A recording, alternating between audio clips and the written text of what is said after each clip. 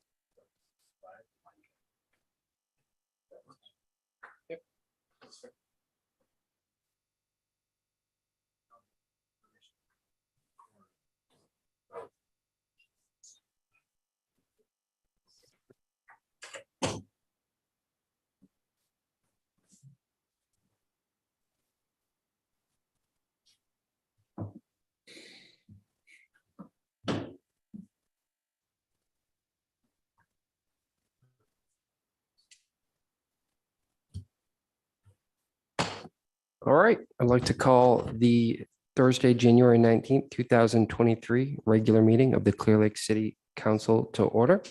Madam Clerk, can we do a roll call? Councilmember Slotin, Present. Councilmember Kramer, Here. Vice Mayor Claffey, Here. Mayor Purdock, Here. and Councilmember Overton is absent. Thank you. Can we rise for the Pledge of Allegiance?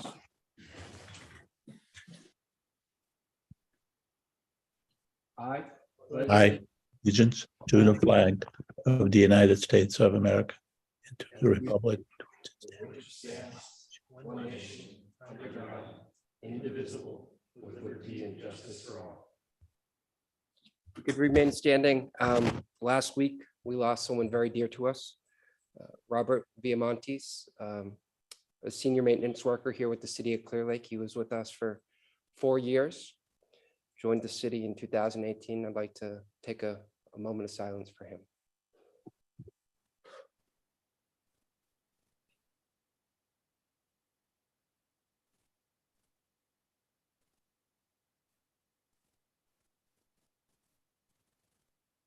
Thank you.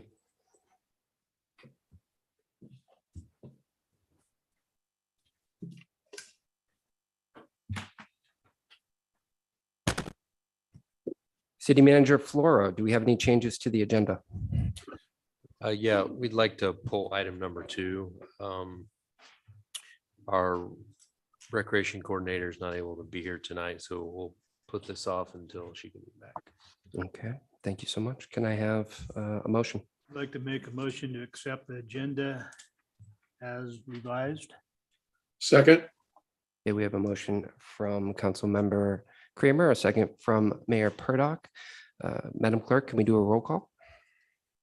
Councilmember Slotin, Aye. Councilmember Kramer, Aye. Vice Mayor Claffey, Aye. and Mayor Purdock. Aye.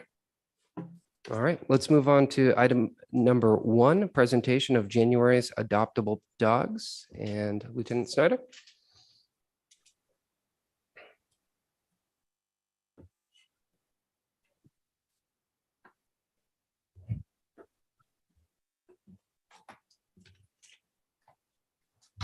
Good evening, members of the council.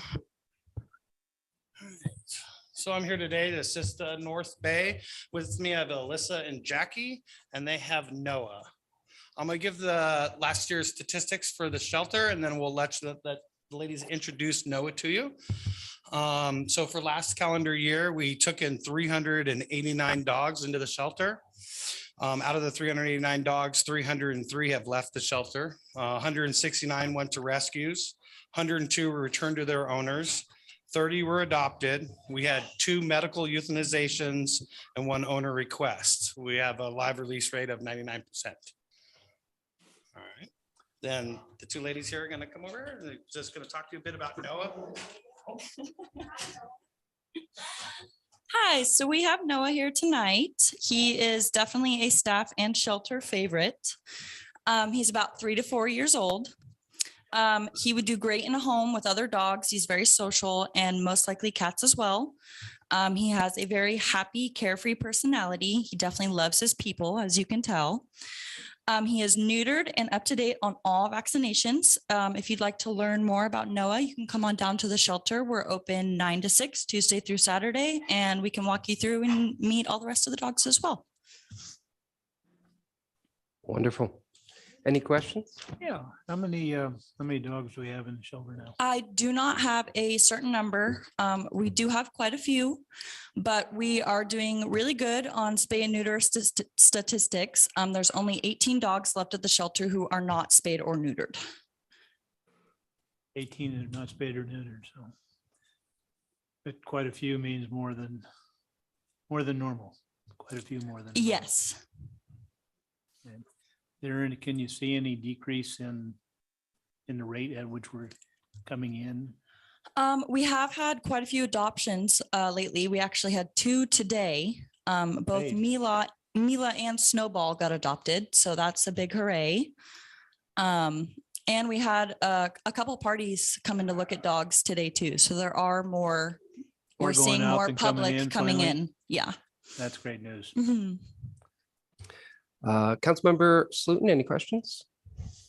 No, And Mayor Purdock? No, thank you.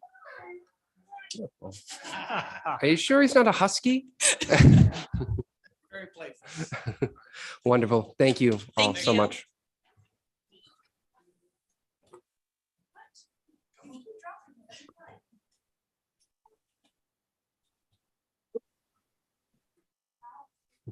Get to go for a ride. He liked it. All right, let's move on to public comment. This is the time for any member of the public to address the city council on any matter not on the agenda that is within the subject matter jurisdiction of the city. The Brown Act, with limited exceptions, does not allow the council or staff to discuss the issues brought forth under public comment. I know we have a few in the audience here. Mr. Greg Rippey. Yep.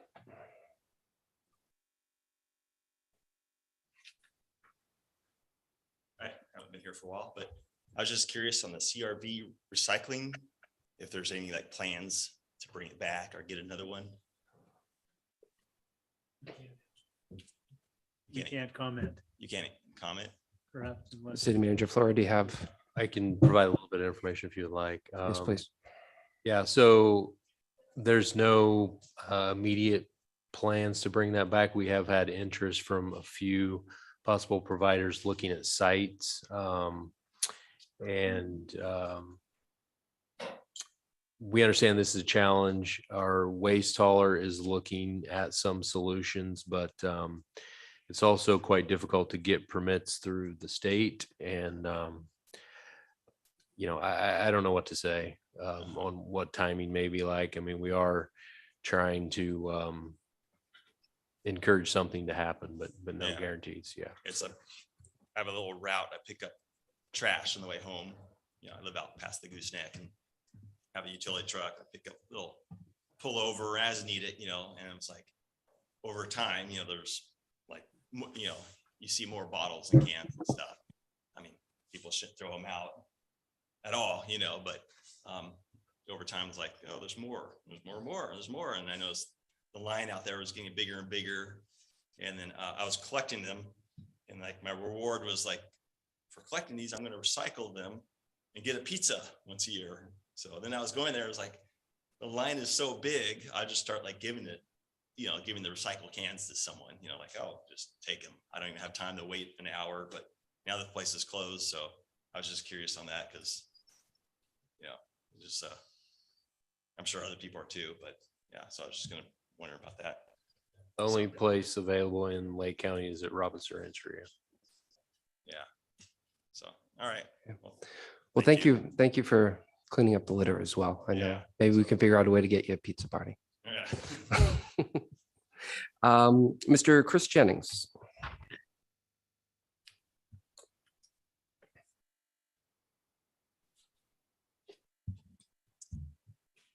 Good evening, everyone. Chris Jennings. So I'm actually here to talk about an environmental disaster going on next to my property. It's really unfortunate.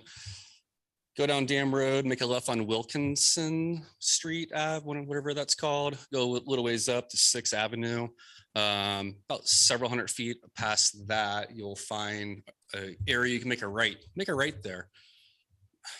You'll find everything. It's the new Reed's chopping spot, I guess you could call it. All the cars go there to die. All the garbage gets dumped there. The homeless is there. You kind of get used to it. The cars revving up 24/7, the dogs barking, the children screaming, the women screaming, the guys screaming, the gunfire. You kind of just get used to all that. You do everything in your part and your property to make sure that your property is taken care of. I've complained on this matter since Greg Folsom days. I've owned my property since 2017. So for 5 years now, I've been dealing with this. I've actually cleaned up a substantial amount of garbage on my property. It's mind-boggling what I took off my property. Fenced my property, limbs everything up, all the water fuel gone. My property is immaculate in my opinion. The rains were coming. I knew the rains were going to come. I complained for several months in a more formal matter, better documentation that all this is in a water course that dumps into a 2 acre foot pond on my property that dumps into about a 5 acre foot pond. Each acre foot's what, 365,000 gallons of water, I believe. Substantial ponds. The second pond is spring fed wildlife, fire-bellied salamanders, bullfrogs, ospreys. I mean, come on, you name it. Every animal is there. That water then flows out of there into Cache Creek. Before it gets to Cache Creek, I believe it goes through a part of a grassy area. I see cows often there. And I believe those cows are yours, Mr. Kramer. And your cows are probably drinking that water, eating the grass from the garbage. So in the middle of all the rain we had a couple of weeks ago, I walked back out to check on everything, check my land. Being in cannabis, you got to really make sure your runoff, your water, how you shed your water, everything is well taken care of. I walk back there and I see garbage in my first pond. I see a prescription pain pill, or prescription medicine, jar floating around in my pond. Walk several hundred feet up to my fence line, meandering water course that's flowing still, and it will be flowing, garbage dotted all throughout. There's a fence to get to my fence line. Probably shouldn't have a fence there because of the water. On the other side of that is garbage. And if it wasn't for my rabbit style fencing, the small holes at the bottom, all the garbage would be on my side. It's probably equivalent to a small dumpster on the ground right there. And you look further back and you can see where it's all coming from. I'm really surprised it's not oil and all these other weird things leaching into my water yet. But it is really concerning that this is going on, and I've done all that I could to do what I can do. And I'm asking for help. This is so, it's just, I don't know. It's unfortunate that this is happening. And I challenge everyone in this room to drive back there and take a look at what we're dealing with. I send drone photos. I'll be really quick. I'm sorry. I've sent numerous photos to Alan, so he's well aware of the situation. It's never been to complain and attack anyone here. It's always been to be like, hey, I'm here. I'm looking out for you all just as much as myself, and whatever I can do, I'm going to do what I can do to help out as much as possible. I drone that property often. I submit those photos. I sent these photos to Mr. Claffey, Mr. Kramer, our city manager. I'm not here saying you're not doing a good job. I'm just saying that I don't think we have enough people to do a good job. And we really need to take a look at this because I get fish and game inspections, and the last thing I need is a stake through my heart and shut me down because of garbage, because of inspection of me trying to do the right thing the entire time. Thank you. Thank Mr. you so Jennings. much. All right, Miss, Mr. Claffey, Yes. I would like to share a little bit of information with the council, just so you're aware related to this. We are aware of this issue. Code enforcement has initiated 20 cases in the area. 4 of them have been voluntarily abated and 16 of them are still current. Code enforcement did contact Mr. Jennings last week about checking out the area. He did state at that time he didn't think it was necessary to meet with code enforcement further about that. And so just letting you know that's the current status and we're actively working on it. Thank you, City Manager. All right, Miss Nancy Dingler.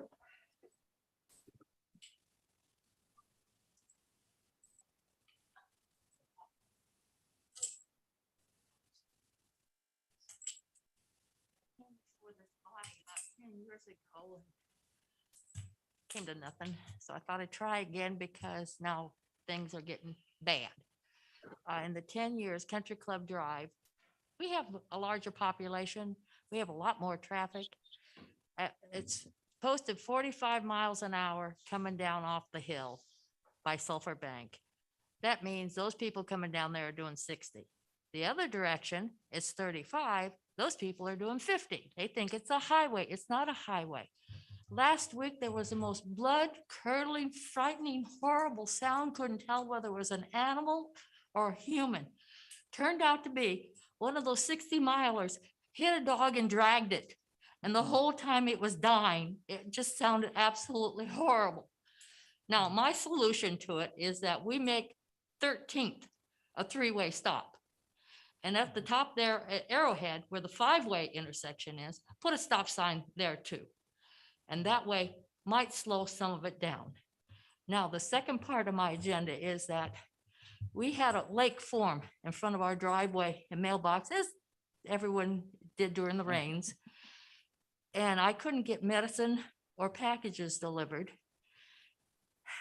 The reason being is that there is a drainage pipe that goes across from my ditch to the field across the way. Over the years, in spite of my going out and protest physically, the road crews have filled it in with patch material, so it no longer functions. And I'm hoping that next year, as a road crew told me they're going to do that section of Country Club this year, I hope that they put the pipe back so that it works. Well, that's my 2 things. Thank you. All right, do we have any other public comment here in the room? Madam Clerk, do we have any public comment online?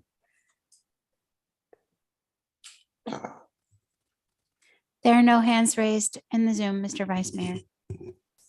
Thank you. All right, I will close this public comment period. And we will move on to item G, the consent agenda. Does anyone on the council have anything they want to pull from the consent agenda? Okay, seeing none, anything that the public would like to pull on the consent agenda? Okay, seeing none, I'll take a motion on this. Mr. Vice Mayor, I'd like to make a motion to accept the consent agenda as presented. I'll second. Okay, we have a motion by Councilmember Kramer, a second by Councilmember Overton. Can we have a roll call, please? Councilmember Slotin, Aye. Councilmember Overton, Aye. Councilmember Kramer, Aye. Vice Mayor Claffey, Aye. and Mayor Purdock. Aye. All right, let's move on to business. Item 9, an update on the Lake County Recreation Task Force. City Manager Flora. Yeah, thank you, Mr. Vice Mayor, council members. Just wanted to circle back and give a little bit of an update on the progress related to creation of a countywide sort of recreation district, joint powers authority. So continue to work on this. Efforts are ongoing. Where we are now is the 3 entities have got together and hired Jones Hall as bond counsel and NHA as municipal advisor. And these are the same 2 groups that we worked with recently on our Measure V debt financing proposal. And so we did attach the 2 feasibility studies that were done over the past, I guess, year and a half, just for your information. But we have put together a term sheet for the Joint Powers Authority. That's getting close, and legal is, all of our legal departments are reviewing the JPA agreement itself, and our plan is to bring that back to each of the jurisdictions in February, hopefully for approval. The idea being that at that time, we'd actually create the JPA. Each of the jurisdictions would appoint their representatives on the JPA board, and then that would begin to function. We've already engaged a polling firm, and they have started their work on preparing to do some polling and see how this program would come together and be supported by the community. There's kind of a lot we could get into. I'm happy to try to address questions you have, but at this time, the plan is to go after some type of financing scheme that would support the construction of 2 recreation facilities in the county, one at our Burns Valley Sports Complex, and one at Westside Park in Lakeport, at least initially. So covering, we still intend to pursue some grant funding and things for construction of those, but sort of cover the gap and then provide operational revenue to operate those facilities into the future. And I feel like things are going pretty well at this point.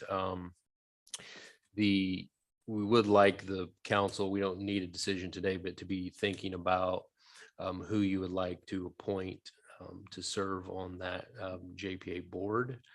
The way we have it written up at this time, and what you'll see in the agreement coming forward in February, is that each of the 3 jurisdictions would have 2 seats on the board, one of which must be an elected member of the body. It can be 2, but it has to be at least 1. And then once those 6 members are seated, the 6 will appoint 1 additional sort of at-large member from, it could be another elected official, but someone in the Lake County community. So there's still a lot of things to be determined. We plan on doing kind of initial round of polling to see what funding mechanism may be more acceptable, try to see how close we are to a supermajority of support. And then that will likely require some decisions to be made, perhaps some adjustments to be made in the plan. And then a final polling would be done on that plan to determine the actual level of support before it goes on the ballot. At this point, the plan would be to try to meet the deadlines for May 2024 ballot. So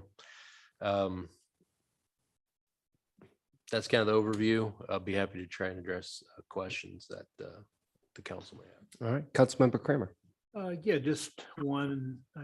We talked a little the other day about it, but in reviewing the 2 feasibility studies that are attached here, they look to be, and I didn't have them side by side by the ones we got a year ago, but they look to me to be pretty much the same. Is there any great differences between those 2 studies? Well, I mean, the second one got more specific than the initial one. The second one kind of focused in on the 2 sites. We kind of had our site, because we're moving forward on, other stuff there, that was kind of really the only site in the city that we looked at. But Lakeport was considering a couple of other options in their area. The Board of Supervisors wanted to consider some other options in the unincorporated areas. So there was some analysis done there, but the end result was that these 2 sites were the most feasible for a number Still of the reasons. most feasible even. Were last year. And then there were some initial cost estimates and whatnot for both operation and construction of those facilities included in the phase 2. As well as, you may recall, there was a presentation, there was a pretty extensive community survey that was done related to this, and showed, of course, very widespread support in the community for this type of thing, but a survey and actual polling of registered voters can be quite different. So Yeah, those that pay taxes and vote. Others, but anyhow, it's the same, pretty close to the same state. To me, it looked like anyway. And, but you did mention Middletown as a possible third site. well, I mean, there have been some discussions at the staff level, at least with the task force, about the possibility of the county kind of adding the Middletown pool into sort of the recreation district ownership.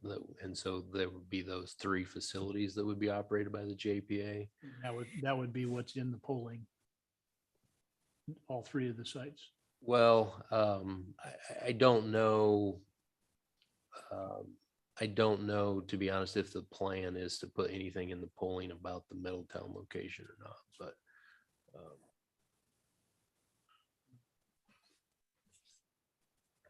mean, the Board of Supervisors at some point would have to make some decision on whether they want to do that or not. And that decision hasn't been made. It's just been discussed, at some of our meetings, but I would think it would impact the polling if it were in there or not in there. In some regard, especially from the South County people that are polled. Okay. All right, Councilmember Overton. Well, I want to thank you, Ellen, for, sitting down with me and going over this. I had some concerns on how this was all going to work. Because it always seems like Lakeport seems to be the concentrated area, and we're not. Even though we're going on, we're still going to need future funding. So I think that the JPA is a good idea. Because I really think we need to have our voices in there for sure. But one of the things when I was reading through it, they were talking about the different ways of funding, and one happened to be a bond. I don't think bonds are ever going to pass again. I think people are bonded out. We went through that where I was paying $900 for taxes. Now with all the bonds and everything, it's like $2,200. So I think we really hope that everybody looks more towards a special tax than a bond. I just don't think that the homeowners will and they're mainly the voters. So unfortunately, that's the way it is going to go for this if it goes for a bond. But hopefully that's going to be one of the questions that's going to be asked in the polling, correct?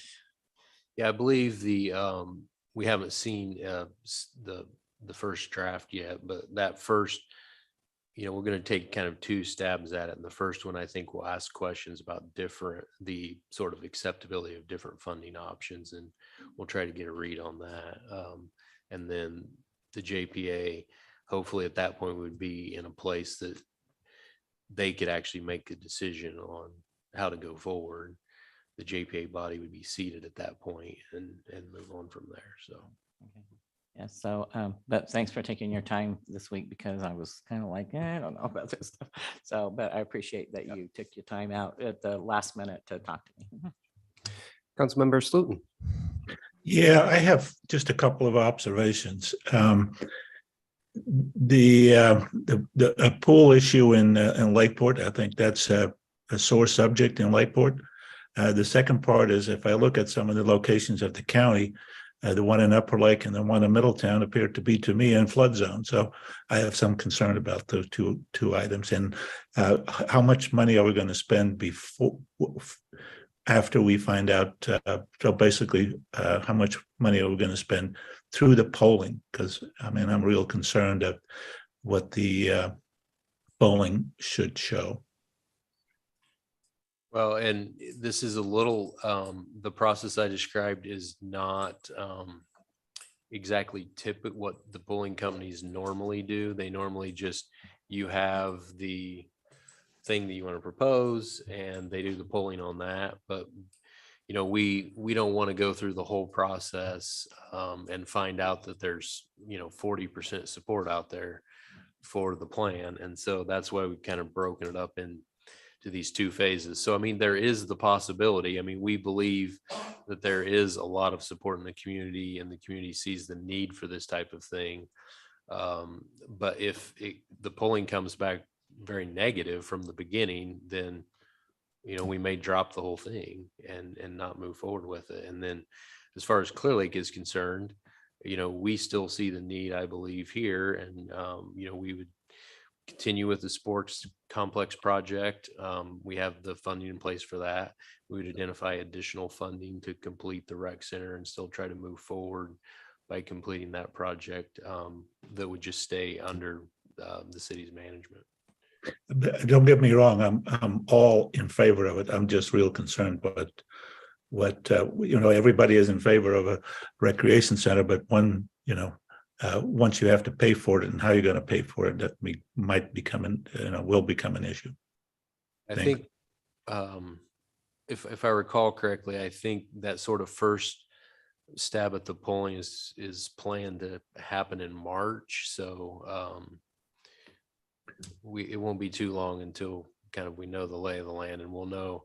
I mean, my assumption is we're going to know how much effort we need to put into sort of marketing the concept to the community rather than whether it's a go or no go. But All right, Mayor Purdock. Thank you, Vice Mayor. So I think most recently we did a poll for Measure V. We wanted to make sure that we got the input from the community and the voters before we put it on the ballot. It was very beneficial, was really educational, I think, for all of us. And we held to it and did what the people wanted us to do. I think that's very important for this project as well, and becoming involved in the JPA, I think would, as Councilmember Overton pointed out, would give us a voice where otherwise there would not be. So yeah, I very much support this and would like to see it go forward. And again, using the polling to know what the community wants is always important. All right, let's open it up to public comment. One quick comment I remind of. We did an RFP for polling firms, and if I recall correctly, I'm 95% sure that the firm that we selected was the same firm that did Measure V for the city back in the day. So good. Thank you, City Manager. Let's open up to public comment. See no one in the room here. City Clerk, anyone on Zoom? There are no hands raised on the Zoom, Mr. Vice Mayor. Thank you. So let's bring it back. City Manager Flora, do you need direction here? Well, I mean, I think you've shared some concerns about what funding sources you think may or may not work. So I'm happy to share that with the task force as we move forward. We don't really need anything else unless for some reason you want to change direction and tell me to stop engaging on this. It doesn't sound like that's the case. And then I guess just, be thinking about who would like to volunteer to participate on the JPA. And then in February, we'll be coming back both with a presentation on the JPA agreement itself and an appointment of 2 members to serve on that body. So wonderful. Any other comments from the council? Seeing none, let's move on to item number 10. Item number 10, Mr. Flora. Yeah, thank you, Vice Mayor and council members. So we have Brian Fisher here, Executive Director of the Lake County Tourism Improvement District. And I think we'll just let him explain what he's doing here. I'm going to have some slides from him that I will put up while he's getting ready. Thank you. Perfect. Thank you very much for having me, Vice Mayor, Mayor, council members, and city staff. Really appreciate it. It is time to renew our district. We created the district in 2018, as many of you may know, and we had the district for 5 years, so it will sunset the current district this December of 23.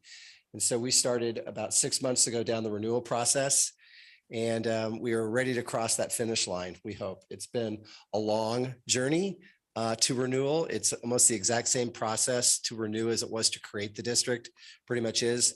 We actually have our consultant here in the Zoom meeting if you have any questions from Civitas. But it's been a long journey and we've learned a bunch through it, and wanted to kind of bring you guys up to date. And first of all, start off with a beautiful slide from the Clearlake Marina and Lodge They're beautiful. They've done a great job. They are also supporters of the renewal of the district, Bob over there and his bosses. Take it through a really quick, I know everybody here is pretty much really heard and seen most of this information, but as you know, when we started in 2018, we had a $25,000 grant from Visit California. That was grant money to help us figure out our branding. So we spent that with our agency to figure out what was our brand voice, what was our position in the marketplace. We looked at credit card data from top 10 lodging establishments in Lake County to figure out where people came from, identify those demographics and identify those zip codes. And that was really what we did in 2019 when we really had very little money. We had nothing really coming in until 2019. And then in 2020, we were getting ready to start in March, our media campaign, March 15th to be exact. And it just, we figured we'd wait a week, we'd wait a month. We threw it all away and we waited a couple of years because nothing was the same after March 15th, 2020. But I think rather smartly and strategically, we worked on our social media, which is really soft advertising. It's something that's super important in today's media marketplace.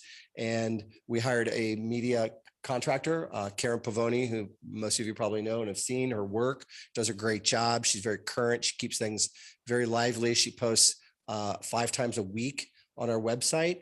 And she grew in 2020 our Facebook following by over 120%, up to 33,000 people. So we built a nice organic audience for the county to be able to talk to. That continues to grow, actually. So, and then in 2021, we really stepped out and felt like it was important to try to change people's opinions of Lake County in places where we know we draw a lot of visitors, i.e. the Bay Area, San Francisco, and the Sacramento Valley.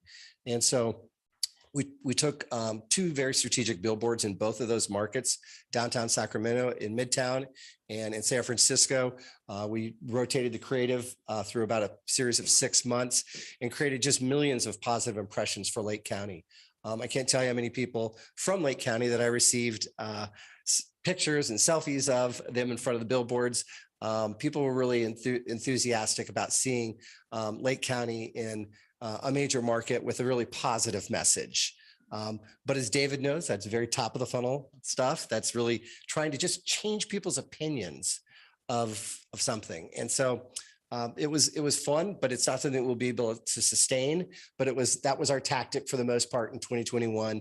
And then this last year, we kind of got more brass tacks. We created the map, which all of you know. It's the physical map that we've distributed throughout all of our hotels, all of our restaurants. And then more importantly, about 65,000 of those maps are up and down the I-5 corridor, trying to reach people in a drive market area that we know we are. So we wanted to reach outside again in a very strategic way. And then on our website, we incorporated something that's called Book Direct.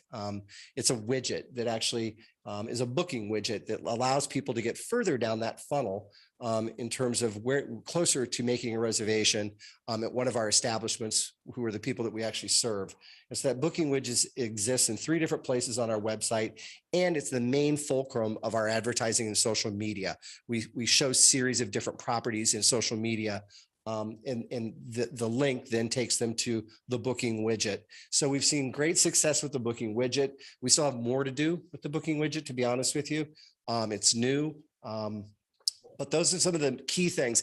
And really all along this process, when we started in 2018, we had about 6,000 people that year, 2018, that were unique visitors to our lodging site. And just this last year, we were over 86,000. So we know we're reaching people. We know they're coming to our site, and we know that they're interested in Lake County. So we got to keep the effort going. This is, the old saying, it's a marathon. It's not a sprint. We have to stay in it. So the next slide shows what we're doing in terms of renewal. So we went up in the district to our stakeholders with a 3% renewal request. was the petition. And we only got so far with 3%. And then we had to call in the heavies. Thank you, Alan.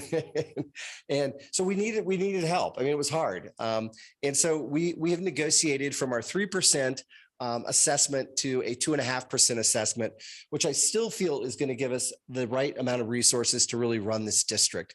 We really struggled at 1.5%, to be honest with you. There's just not enough resources there to do the job. And so 2.5% based on the county numbers are going to give us a budget about $386,000 in 2024. And you'll see over 75% of that is going to go directly into marketing, whether it's Google search, whether it's social, whether it's whatever we choose to do, whatever tactic we choose to do. But 75% of those dollars are going to leave the county to create positive impressions and get people back into the county.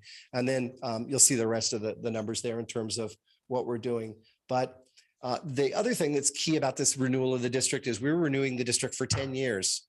No more 5 years, let's renew. So a 10-year district, we're actually legally allowed to go for 10, which is going to be very helpful. It'll take all the focus off of we got to renew this district and start in 4 years. So 10 years is where we're renewing the district. And then our next slide shows that we have actually hit our stakeholder support number, which is why we're here.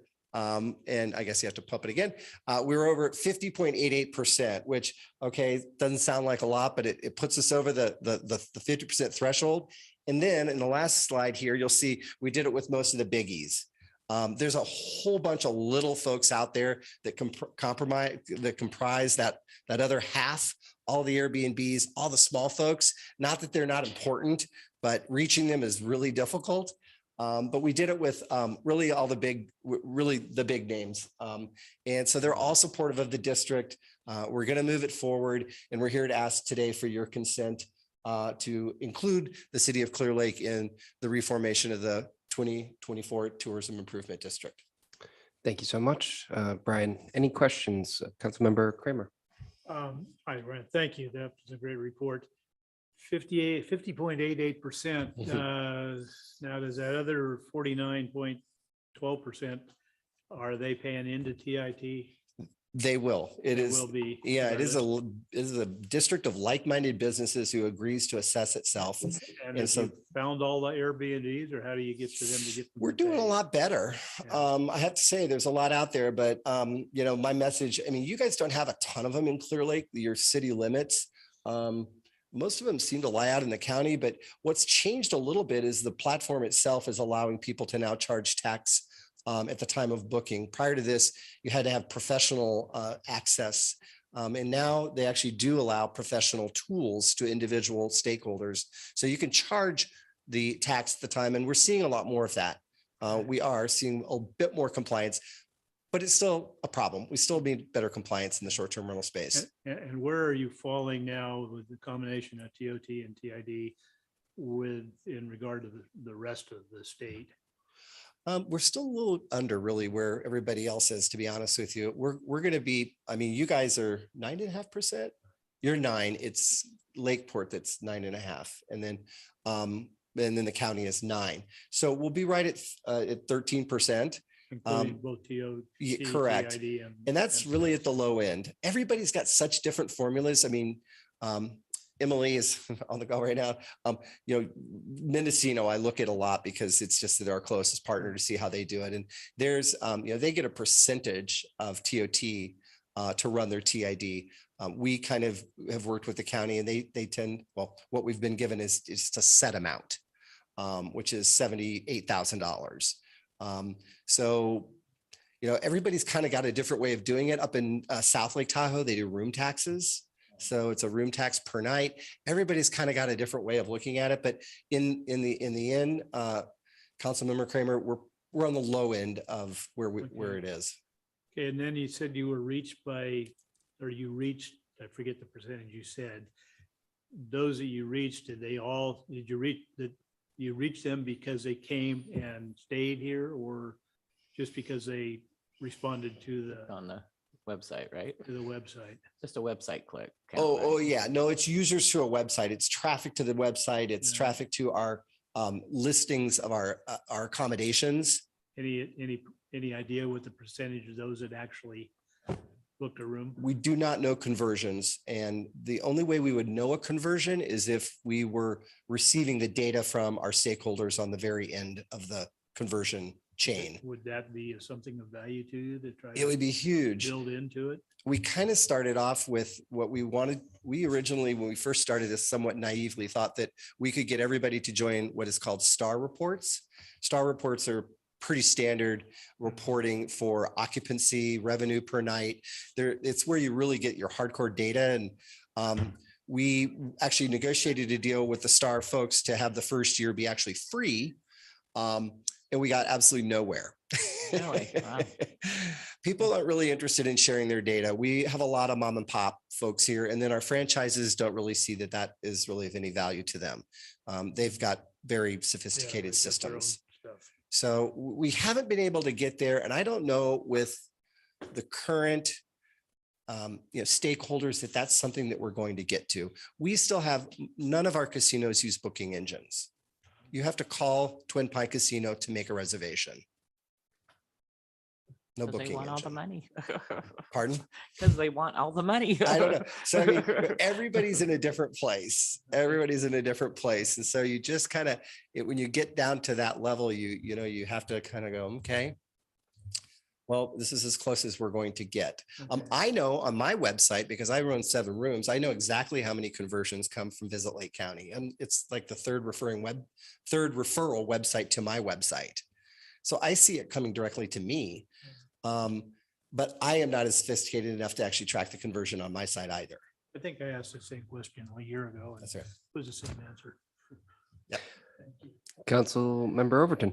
Well, isn't there something on the website that once they clicked that booking part, that at least would tell you that they're booking through your site? There's a count. Is there a count that you can get from just that section with maybe not going all the way to who they booked with, but the point is, did they click on that booking? Correct. We do have that. And we Okay. have those numbers. And like last month, it was 936 folks clicked directly to a website that they'd put in a number, put in a date, and they went directly to Book Direct. Right. And so we do have that number. What we don't get is the completion of the conversion. Right.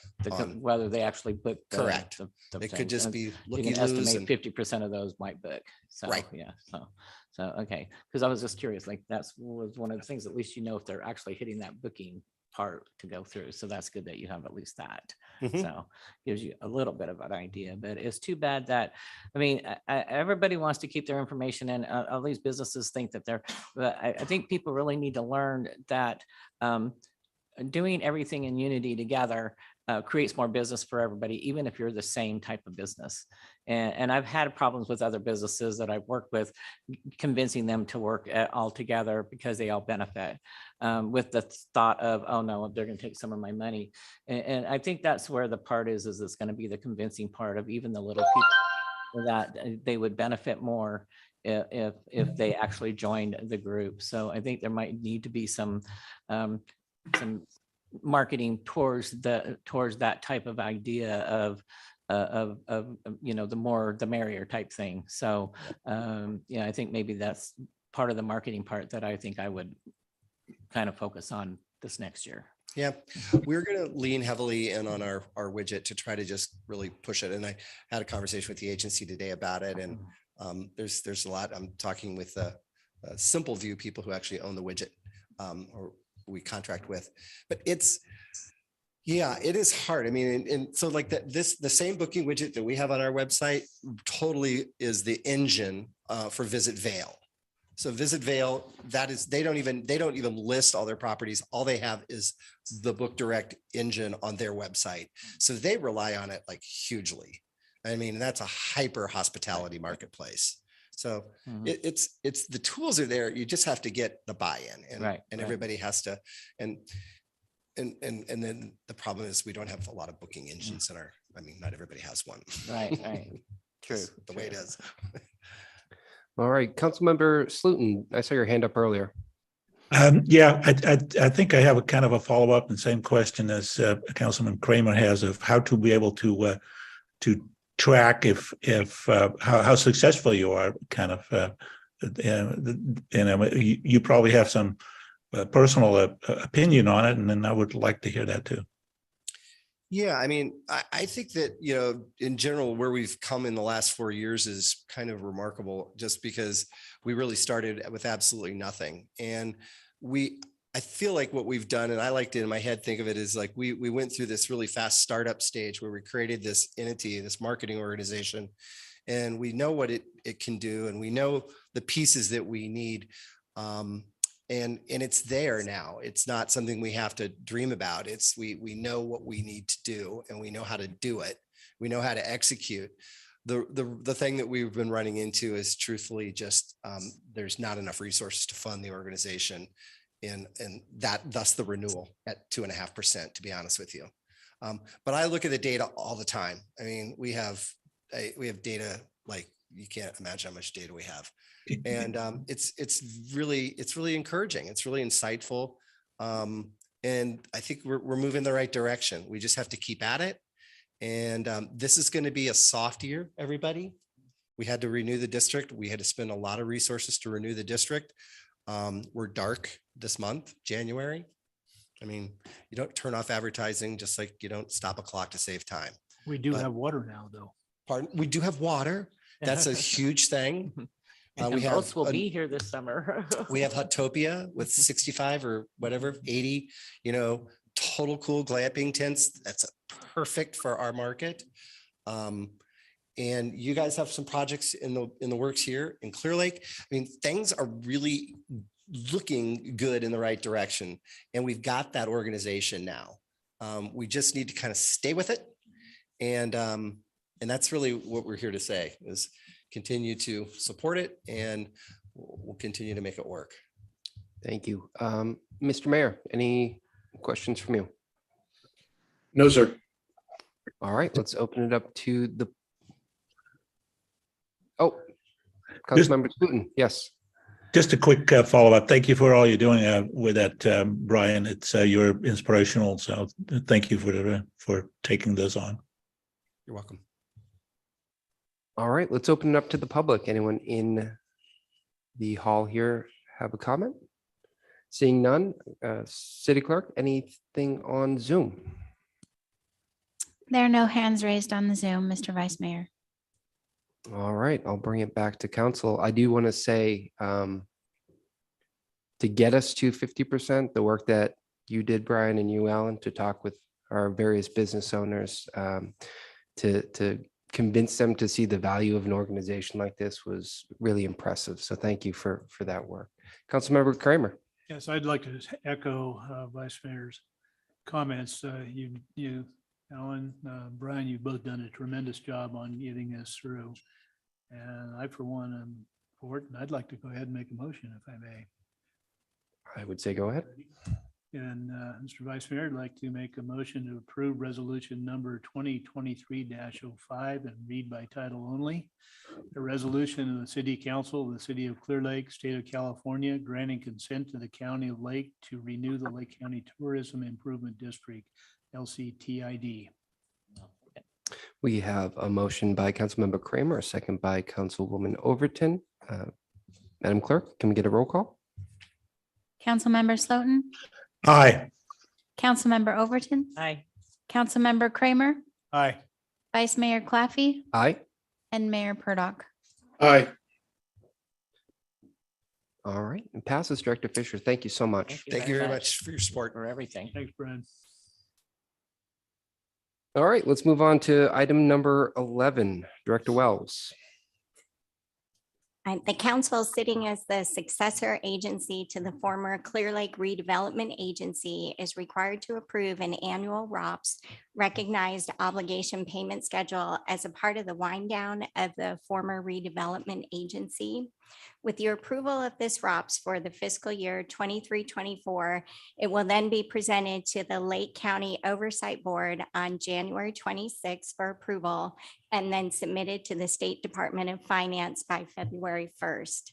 The expenses on the ROPS 23-24 are consistent with expenses in previous years, with the biggest expense being the annual bond payment for the bonds issued by the former redevelopment agency, with about $13.5 million outstanding. We recommend the council approve the ROPS 23-24, and I'll try to address any questions you may have. Thank you. Any questions for staff? All right, seeing none, I will open up to public comment. The public's just meandering, so we'll check on Zoom. Are there any comments on Zoom? There are no hands raised on the Zoom, Mr. Vice Mayor. Thank you. I'll bring it back to council for a motion. Do this time. Go ahead. I'd like to make the motion to read resolution number SA-2023-01, read it by title only. A resolution of the successor agency to the City of Clearlake Redevelopment Agency approving, recognizing obligations payment scheduled 23-24 for the period of July 1st, 2023 to June 30th, 2024. I'll second that. We have a motion by Councilmember Overton, a second by Councilmember Kramer. Can we have a roll call? Member Slotin, Aye. Member Overton, Aye.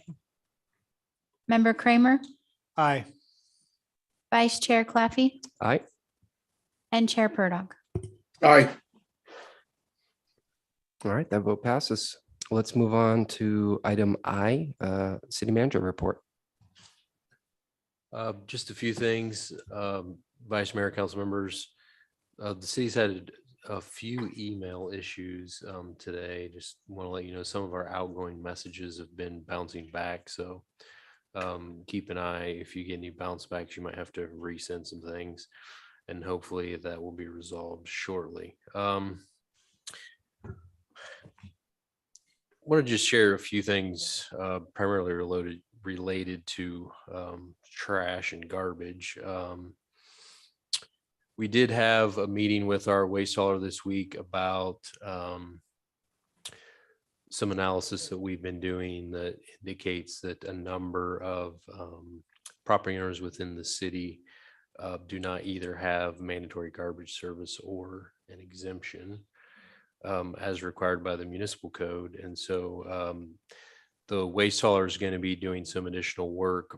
Primarily their drivers are going to be identifying those folks, and then we'll be passing those along through our normal process when we identify folks without the required garbage service through our code enforcement division. So we are in the process of applying for some funds through Cal Recycle again for property abatement. So hopefully we're successful in that effort. And then just the last thing I wanted to mention, through our Clean California grant, there's a number of free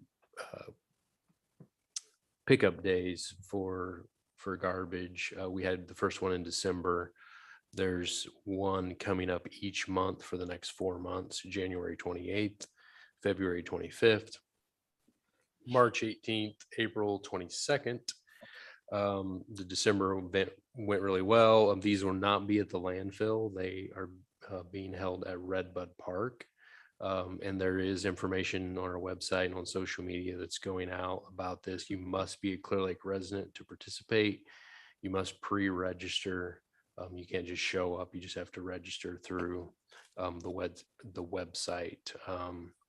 But excited to provide as many opportunities as we can to reduce illegal dumping and blight in our community. So with that, that's my report. Thank you. Councilmember Kramer.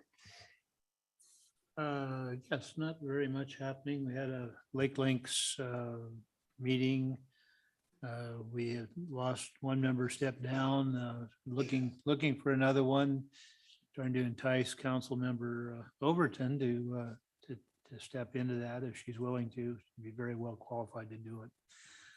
It's about all that really have in the way of reports. I would like to thank Chief Hobbs for keeping us very well informed over the last couple of weeks of significant events that have impacted the city.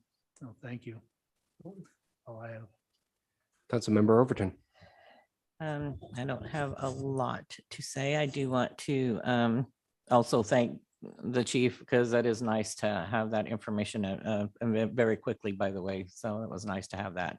I do want to remind people that we do have the Lions Crab Feed this weekend. If you haven't bought your tickets, you probably won't get one because I think they pretty much sold out. So I take that back. I think there was 4 left. There might be 4 left. So if anybody wants them, they might want to contact them tonight. I don't know people looking, but I've been posting online the different things we can do with that senior center and community center. It can look a lot different than what we've just had it. So I hope people are kind of checking out the Facebook and seeing the different things that have happened there. The Praise of Zion's did a nice layout there and had it totally looking different than just the curtains and the lights. I'm going to try to bring forward some different things that people can do and realize that can be a very, very elegant place if they want to have a nice wedding there or something. So I'm really trying to push that people rent our facility. Our prices are reasonable and, for what they get there compared to other places. So I think the marketing in our facility needs to happen and get that rented out more. So I've kind of started that myself. So if you haven't looked at it, go on my Facebook and check it out. We have pictures on there. So Wonderful. Great way to support the senior center. Councilmember Slutin. 2 things. I attended the LAFCO meeting right before yesterday, before I left to Sacramento. A couple of things happened. Obviously, the termination of the South Lakeport annexation. They're anticipating some MSRs. One of them is the city of Clearlake, based on that we've had a new general plan in place for some time, and also the fire district in relations to the new fire maps that have just come out. So those are the 2 kind of things that the LAFCO is anticipating to work on this year. Great, thank you. For me, I attended the PEG board meeting this week with the guidance of with Supervisor Sabatier. We are putting the finishing touches on a kit, Navy kit that can go out to all the different town halls in Lake County and offer some more transparency into the work everyone is doing here. Got to attend a Cal Cities policy meeting. Really looking forward to being on the community policy board this year for Cal Cities. So as we start digging into some of the bills that are heading to the Capitol, I'll inform you all of when we need to get our dander up. And then the seafood boil for the Rotary will be February 25th. So if you haven't gotten tickets yet, hop onto the Rotary website. Another great fundraiser or opportunity for this community. And I believe the funds are going to support our local youth center. So if you want to help out, might as well get a great dinner on top of that. And that's it for me, Mr. Mayor.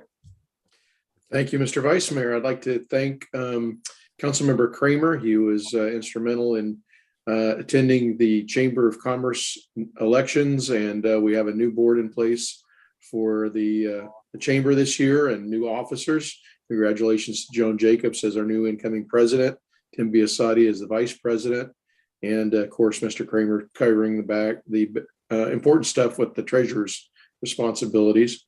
This is a very good conference. Obviously, Councilmember Slutin and I are at the League of Cities mayor and council members updates. I've been texting our city manager with a few of the things that we've been talking about. So looking forward to getting back and getting to work. And that concludes it for me, Mr. Vice Mayor. Oh, yes. Yes. I would like to add that Congressman Thompson was here the other day and had a wonderful check for $2 million to support the Burns Valley Sports Complex. So City Manager Flora, do you want to add something there? Well, other than I just left that for one of you to mention, and no, none of you did. Glad you circled It was back. in the newspaper today. Yes. Yes. Thank you. So thank you to Congressman Thompson for his continued support of our community. All right. Future agenda items. Does anyone have anything? We have Councilmember Slutin.